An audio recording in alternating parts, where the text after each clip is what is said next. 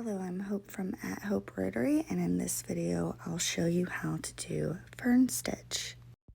Fern stitch is really just a fancy way to lay down straight stitches. So if you can straight stitch, you can fern stitch. As you can see from this first portion that I'm stitching, fern stitch essentially consists of 3 straight stitches with 1 in the middle and 2 fanning out toward the sides.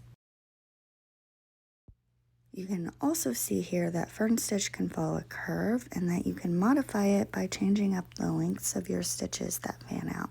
I've stitched a more uniform fern stitch circle in green, but the circle I'm stitching here in light pink has varying lengths of those fanned out stitches.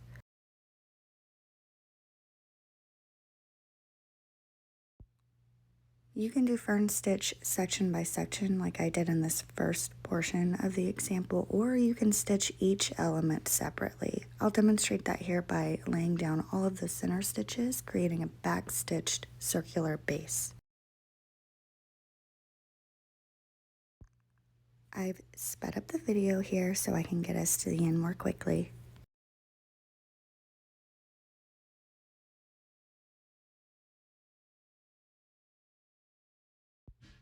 Now that I've stitched my base, I'll stitch all the fanned out stitches on the outside of the circle, and when I'm done with that, I'll stitch the fanned out stitches on the inside of the circle. You can execute this stitch in whatever order you like. Nobody cares what the back looks like, and that's really the only place where you'll be able to notice a difference.